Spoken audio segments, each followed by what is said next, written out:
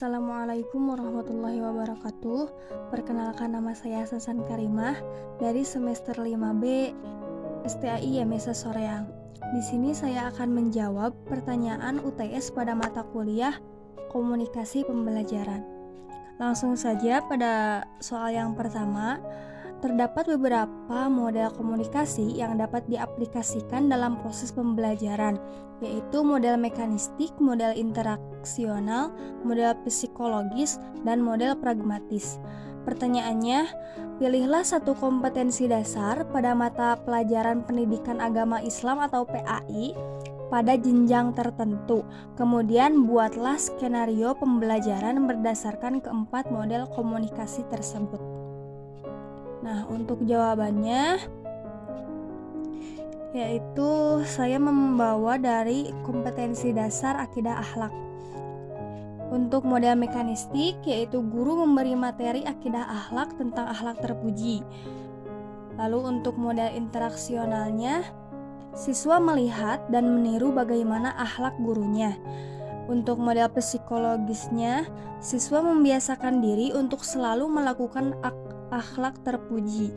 Dan untuk model pragmatisnya, siswa mengetahui bahwa hasil akhir atau tujuan dari pembiasaan akhlak terpuji adalah menjadi anak yang soleh dan dicintai oleh Allah. Sekarang masuk ke pertanyaan yang B. Menurut saudara, model komunikasi mana yang efektif digunakan dalam proses pembelajaran? Kemudian berikan penjelasannya dihubungkan dengan teori belajar yang sudah saudara ketahui.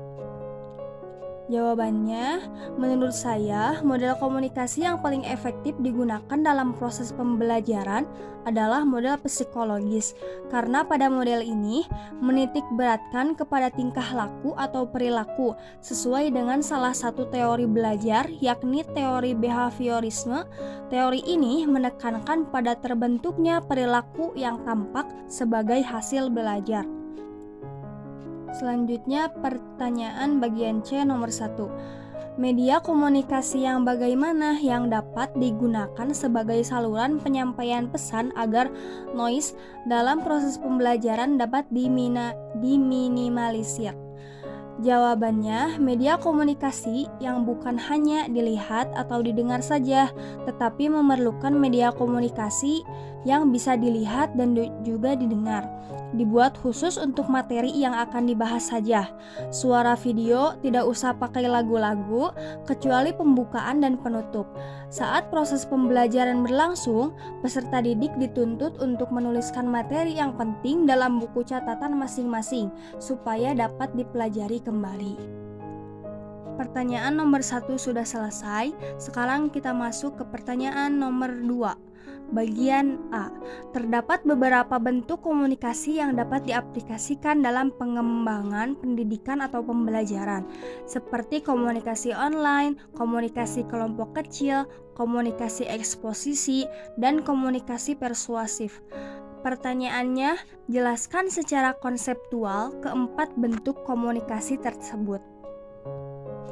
Nah, untuk jawabannya yaitu komunikasi online, yaitu komunikasi di mana penyampaian dan penerimaan pesan dilakukan dengan atau melalui jaringan internet.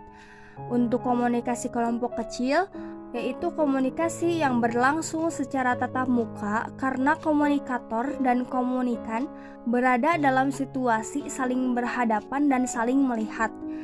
Yang ketiga, komunikasi eksposisi, yaitu komunikasi yang bersifat informasi atau pengetahuan secara ringkas, jelas, padat, dan menarik.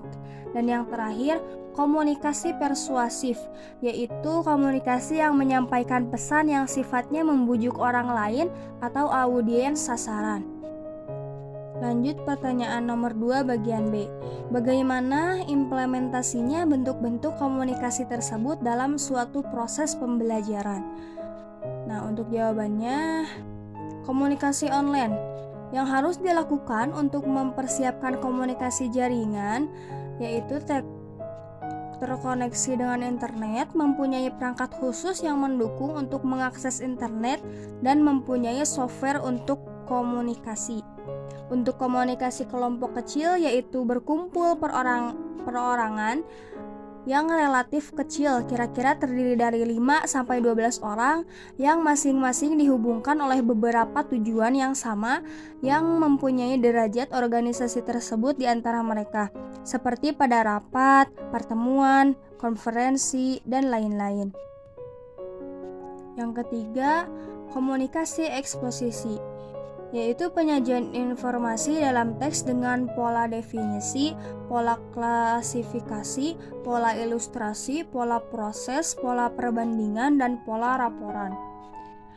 Dan yang terakhir, komunikasi persuasif, proses komunikasi yang sifatnya membujuk juga mengajak orang lain agar sesuai dengan keinginan pembicara tanpa adanya paksaan. Agar komunikasi persuasif berjalan efektif, persuader harus menerima bahwa sasaran dapat menerima, meragukan, atau bahkan menentang apa yang disampaikannya, meskipun hal tersebut dianggap benar oleh persuader. Lanjut ke pertanyaan yang terakhir. Bagaimana pendapat saudara jika bentuk komunikasi tersebut dikaitkan dengan 8 keterampilan dasar mengajar? Nah, menurut saya, seorang guru yang profesional itu harus terampil dalam menjelaskan pembelajaran. Salah satunya dengan menggunakan komunikasi-komunikasi yang sudah dijelaskan di atas. Tujuannya supaya dapat membimbing siswa dalam memahami pembelajaran, melatih kemandirian siswa, dan siswa dapat berpikir dengan kritis. Nah, sekian yang dapat saya sampaikan. Mohon maaf apabila banyak kekurangannya. Wassalamualaikum warahmatullahi wabarakatuh.